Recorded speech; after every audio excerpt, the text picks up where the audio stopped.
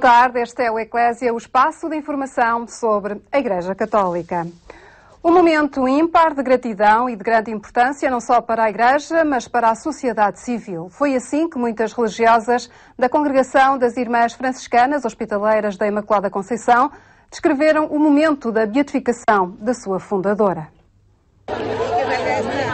As cores distintas e a diversidade das bandeiras ajudavam a realçar a presença da Congregação das Irmãs Franciscanas Hospitaleiras da Imaculada Conceição pelos 4 cantos do mundo. Um momento de alegria, de festa, mas também de reencontro da família da Confic, que marcou presença no estádio do Restelo para a beatificação da sua fundadora. Nesse momento, são todas, estamos em 4 continentes, e esse é um momento que estamos realmente unidas, buscando concretizar mais e levar a concretizar o carisma e dinamizar um pouco mais a nossa vida como franciscanos hospitaleiras. Muy emocionados, México nos dá muita alegria que se vai beatificar a Madre Maria Clara. Estou a viver um momento ímpar, um momento de dizer vale a pena entregar a vida, gastá-la ao serviço de Deus e Deus conosco ao serviço de todos, em especial aos mais necessitados do mundo inteiro. Estou a viver um momento de gratidão. Só dizer obrigada, obrigada, obrigada, obrigada. Porque a Mãe Clara, sendo daqui de Portugal, atravessou o mar, foi até a África, concretamente nós somos moçambicanas, mas há muita África, Angola, Guiné, São Tomé e Príncipe, para poder semear Jesus no coração. E com Jesus no coração, poder ver a miséria do povo africano, do povo de qualquer continente onde formos enviadas. Estamos muito felizes e muito agradecidas. Felicidade e agradecimento eram as palavras que simbolizavam a gratidão destas religiosas, cuja experiência vivida no passado sábado servia de renovação e de reforço para viver o carisma de Madre Maria Clara, que hoje está presente em 14 países. É uma alegria assim, muito contagiante, não é?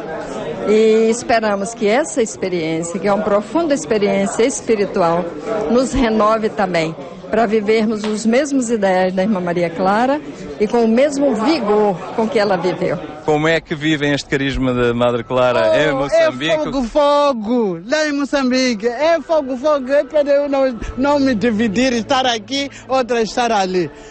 Muito, muito bem vivido com toda a gente. É um carisma muito lleno de espiritualidad, de caridad y nos ha motivado a ver las necesidades de los demás, principalmente como la Madre María Clara de los niños, de los ancianitos, los más pobres, los más necesitados. Es algo increíble, muy hermoso. A nova beata Libânia do Carmo Galvão Mexia de Moura, Teles e Albuquerque, que em religiosa tomou o nome de Irmã Maria Clara do Menino Jesus, nasceu na Amadora a 15 de junho de 1843. Fundou a 3 de maio, com o padre Raimundo dos Anjos Beirão, a Congregação das Irmãs Franciscanas Hospitaleiras da Imaculada Conceição, que foi aprovada pela Santa Sé a 27 de março de 1876. A Mãe Clara, como é popularmente conhecida, morreu em Lisboa no dia 1 de dezembro de 1899 e o seu processo de canonização viria a iniciar-se em 1995. Se desejamos a santidade, a nossa vida deve ser uma explosão do amor de Deus. A expressão é da Madre Maria Clara, que foi beatificada sábado em Lisboa. No estádio do Restelo, compareceram as comunidades religiosas da congregação que fundou e que trabalham hoje nos 4 cantos do mundo. Venerabilis serva Dei, Maria Clara Iesu Infante, beate nomine imposterum appelletur, eiusque festum die prima decembris, cum ad celum pervenit, in locis et modis iure statutis, quot annis celebrari possit. Depois de lida a carta apostólica pelo cardeal Ângelo Amato, representante de Bento XVI, na celebração de beatificação de Madre Clara, no estádio do Restelo, em Lisboa, há mais uma portuguesa a caminho da santidade. E ogni beato è una buona notizia, ma non solo per la Chiesa, ma anche per la società civile. Perché? Perché porta opere buone e invita a essere più buoni. Descerrada a imagem da nova beata, autoria do pintor e escultor Fernando Marques, foi conduzida para junto do altar a relíquia de Madre Maria Clara, uma falange de um dos dedos da religiosa que hoje se encontra no Patriarcado de Lisboa. Na homilia da celebração de beatificação de Madre Clara, o cardeal patriarca realçou a ousadia missionária de Madre Clara do Menino Jesus. Fundou uma congregação religiosa. Na segunda metade do século XIX, em Portugal, foi uma ousadia notável. Não copiou nenhuma já existente, pois queria responder ao momento que então se vivia. Nascida num templo singular, sentiu os desafios de ser cristã e de ser igreja. Palavras preferidas por Dom José Policarpo, que no final relembrou os desafios que a fundadora da Congregação das Irmãs Franciscanas Hospitaleiras do Imaculado Conceição deixou não só às irmãs da congregação, como também a todas as jovens. E todas as nossas jovens que pertencem à mesma Igreja de Madre Clara, ela lança um desafio. Se quereis ser santas, deixai que a vossa vida seja uma explosão do amor de Deus. Respondei aos desafios do momento presente. Transformai as formas antigas. Inventai formas novas, se for preciso. Presentes estiveram ainda 10 bebés que nasceram graças à intercessão de Mãe Clara, como é popularmente conhecida. O João Daniel foi um desses casos. Nós fizemos muitos tratamentos, não resultaram. Depois, com a nossa fé, rezamos muito à Irmã Clara e temos o fruto, nasceu o João. É só o que eu tenho que dizer. Pronto, temos muita fé nela e estamos aqui por isso mesmo. No final da celebração, o Estádio do Restelo despedia-se ao som do hino Dai Glória a Deus, com letra e música da irmã Amélia Costa.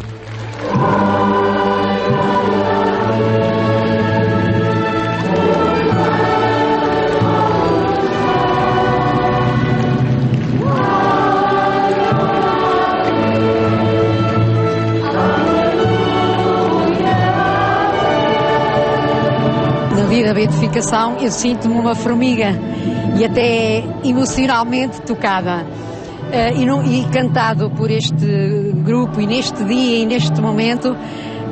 Eu não sei como é que foi possível sair uma canção destas, porque o meu estilo não é de fazer hinos e portanto isto foi uma coisa mesmo nascida aos pés dos túmulos, dos nossos fundadores. A festa litúrgica da Beata Madre Clara será celebrada todos os anos no dia 1 de dezembro.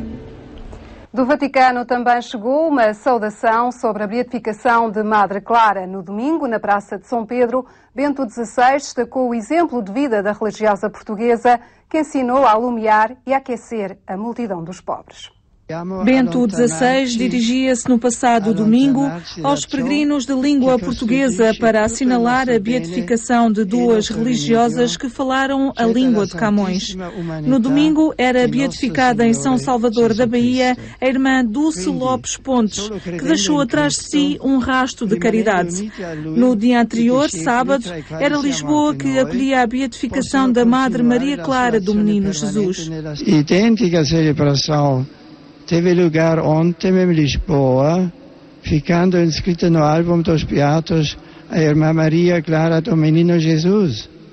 Ela fundou as franciscanas hospitaleiras da Imaculada Conceição, que ensinou a alumiar e aquecer a multidão de pobres esquecidos da sociedade, vendo e acolhendo neles o próprio Deus.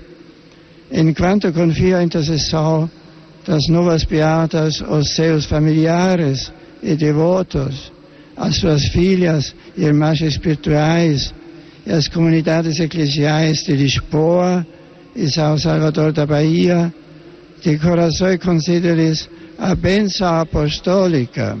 Bento XVI deixou ainda uma mensagem a um encontro ecuménico internacional que decorria na capital da Jamaica. Foi convocado pelo Conselho Mundial das Igrejas, que culminou uma década destinada a combater todas as formas de violência.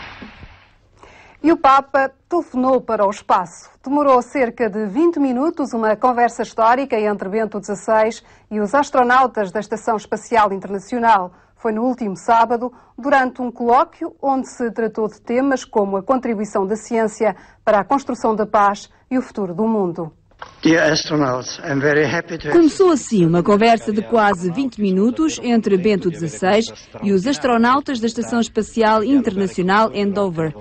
Uma conversa onde Bento XVI começou por louvar o papel da investigação científica numa época em que a humanidade faz um rápido progresso nas aplicações técnicas e conhecimentos científicos. Diz Bento XVI que eles são representantes da humanidade numa explosão para o conhecimento de novos espaços e possibilidades para o futuro da humanidade. E nessa medida expressou a sua admiração pela sua valentia. Admiramos a sua valentia, assim como a disciplina e extrema responsabilidade com que se preparam para realizar essa missão.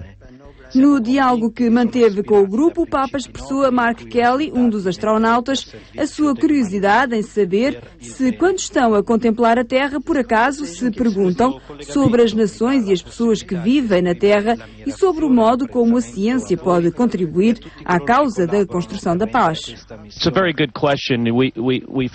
É uma boa questão. Nós voamos sobre quase todo o mundo e não vemos fronteiras, mas ao mesmo tempo apercebemos-nos que as pessoas lutam umas contra as outras e que existe muita violência neste mundo, o que é realmente lamentável. Bento XVI mostrou-se um conhecedor da missão destes astronautas, bem como da dificuldade do seu trabalho, até pelo isolamento que ele requer. Sobre o regresso a casa, o Papa questionou este grupo sobre a forma como dão testemunho dele aos mais jovens, sempre sedentos de aventura. Expresso os melhores desejos para o desenvolvimento do vosso trabalho e pelo resultado desta grande missão ao serviço da ciência, da colaboração internacional, do progresso autêntico e da paz no mundo. Continuarei a segui-los com o meu pensamento e minha oração, afirmou Bento XVI ao despedir-se deste grupo de astronautas da Estação Espacial Internacional. O Estado não deve esquecer as suas obrigações, mas todas as comunidades são chamadas à solidariedade em tempos difíceis. Ideias saídas do primeiro Congresso Temático do Setor Solidário, promovido pela CNIS, a Confederação Nacional das Instituições de Solidariedade. A Confederação Nacional das Instituições de Solidariedade não se resigna perante as dificuldades do presente. Isto mesmo se lê nas conclusões do Congresso Rumo Solidário para Portugal, realizado durante o último fim de semana em Santarém. As instituições de solidariedade reafirmam o seu compromisso e determinação de trabalho intenso por um mundo mais solidário, mais justo e mais fraterno. Mas este é um trabalho que deve ser feito por todos. Durante algum tempo, neste país, pensou-se que o Estado tudo resolveria.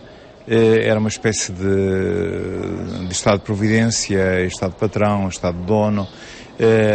Agora começamos a ver que, afinal, o que é comum deve ser a construção de todos. E queria que este Congresso fosse, então, a tal fronteira, dizendo que todos devemos pensar um pouco, cada um, no que está mais próximo, e todos devemos pensar que aquilo que é causa comum é a construção de todos. Envolvências e um olhar para o outro devem ser, de facto, os grandes rumos do futuro. A solidariedade não pode ser apenas tarefa do Estado ou das instituições. É responsabilidade da comunidade, nomeadamente da comunidade cristã, que se deve interligar com as instituições de solidariedade que trabalham no terreno. Eu penso que a gente tem de redescobrir isso e note que é uma oportunidade para as comunidades cristãs se ligarem e apoiarem mais os seus centros sociais, que não são apenas empresas de assistência aos idosos ou às crianças, mas são espaços também de solidariedade, de envolvimento da comunidade e dar mais atenção à Cáritas ou às conferências vicentinas, de modo que nenhuma comunidade estivesse desprovida de um destes organismos. Neste congresso, que foi o primeiro do setor solidário promovido pela CNIS, ninguém tentou encontrar os culpados da crise, antes refletir sobre a melhor forma de não voltar a cair numa situação económica como a atual. Para já há que mudar o paradigma de consumo. Não tenho dúvida que nós temos que assentar a nossa qualidade de vida em padrões mais frugais, sendo mais criteriosos na utilização dos recursos e, sobretudo, tendo sempre muito presente que a minha qualidade de vida depende seguramente das condições de qualidade de vida do meu próximo. Em causa não estão mais verbas para as instituições de solidariedade. O padre Lino Maia, presidente da CNIS, já sabe que o Estado não o tem, mas pede uma atenção especial para certas exigências perante o trabalho das IPSS. Eu penso que, neste momento, eu não peço ao Estado que o Estado comparticipe em mais para as instituições. Peço, exijo, é que o Estado olhe mais e melhor para estas instituições, seja menos exigente. Eu penso que é importante que haja exigências, mas às vezes há exigências que são exorbitantes e quando as exigências são exorbitantes, manietam, desincentivam e impedem o caminhar. É isto que eu peço, é que haja ponderação para que continuemos a responder aos mesmos, a mais alguns, sempre com qualidade e para o bem de todos. O Instituto que tutela o setor responde pela voz de Edmundo Martinho. Há margens para flexibilizar, mas sem perder de vista a qualidade dos serviços. As exigências que não são de hoje, vamos lá ver, nós não podemos atribuir à crise nem as exigências nem a diminuição da exigência. Agora, eu acho que há margem para podermos flexibilizar sem perder, insisto muito neste aspecto, aquilo que foram conquistas importantíssimas do ponto de vista da qualidade e que não podemos, a pretexto da crise, abrandar nesse caminho que a CNIS tem vindo a fazer, que as instituições têm vindo a fazer, com o nosso apoio, nem sempre com a mesma opinião, mas isso até é salutar, mas o que eu diria é que não há nenhuma razão para que não haja entendimentos muito duradouros e entendimentos muito saudáveis no que diz respeito à forma como as IPSS prestam o seu trabalho. Este congresso da CNIS acontece numa altura em que algumas filiadas desta confederação estão a rever os seus quadros, a enviar algumas pessoas para o desemprego e a encerrar valências. É a crise económico-social não só a bater à porta das instituições de solidariedade, mas também a afetar a sua sobrevivência interna. Foi criada há 60 anos pelas Irmãs Franciscanas Missionárias de Maria. A Escola Superior de Enfermagem São Francisco das Misericórdias celebrou a efeméride com profissionais, antigos alunos e estudantes. Educar para a prestação de cuidados de saúde é a filosofia desta casa. Promover a dignidade da pessoa na sua globalidade. Este foi o objetivo desde sempre da ação social ultramarina das Franciscanas Missionárias de Maria, que a 4 de março de 1991 foi reconhecida como Escola Superior de Enfermagem. 60 anos depois, a história desta escola ajuda a compreender as suas raízes na formação de profissionais de saúde. Estamos, ao fim e ao cabo, a reunir a família, que eu diria que é a família franciscana, porque esta escola foi das Franciscanas Missionárias de Maria e depois passou a ser das São Francisco das Misericórdias, embora sendo a mesma escola. Portanto, é esta reunião de boas vontades e de alimentar uma certa filosofia de prestação de cuidados de saúde que nós pretendemos fazer neste tempo. O tempo era de festa na cerimónia de encerramento da comemoração dos 60 anos da Escola Superior de Enfermagem São Francisco das Misericórdias, que decorreu na Casa Provincial das Irmãs Franciscanas Missionárias de Maria. Um espaço que acolheu profissionais, antigos alunos e estudantes, como forma de ajudar a pensar no passado como referência para o futuro. Os enfermeiros, ao fim e ao cabo, permitem-me a expressão, têm que ser artistas do cuidar, porque não é uma repetição de um cuidar já feito, é uma descoberta de como é que eu vou cuidar destas pessoas. Nós estamos a falar hoje em dia de populações imigrantes, cuja cultura nós desconhecemos quase totalmente. Estamos a falar de pessoas com situações familiares completamente diversas daqui a 5, 10 ou 15 anos. Toda esta diversidade de situações tem que ser cuidada. A razão da nossa insistência neste ponto é que, se não atualizarmos as nossas formas de intervenção em face de uma sociedade diferente, nós estaremos a ser obsoletos e, portanto, temos que nos manter completamente na vanguarda do cuidado da pessoa, seja ela qual for, venha ela de onde vier. É uma pessoa e por isso merece a nossa atenção. Tem-se mantido uma cultura em que há um aprimorar da técnica, tem havido uma enorme evolução da técnica, mas sem se perder o espírito e a cultura. Isso considero muito importante. Aliás, a enfermagem, a medicina, o tratamento de cuidados nas várias dimensões devem integrar o mesmo sentido de prestação de cuidados. Aquilo que na tradição antiga portuguesa chamava a obra de misericórdia de cuidar dos enfermos. Cuidar das diversas maneiras. E, de facto, a enfermagem também em Portugal, felizmente, tem evoluído muito e julgo que podemos continuar a prestar a Portugal, à Europa e ao mundo da lusofonia um grande serviço, que é a enfermagem de qualidade, não apenas na técnica material, mas de qualidade no seu espírito e na sua cultura.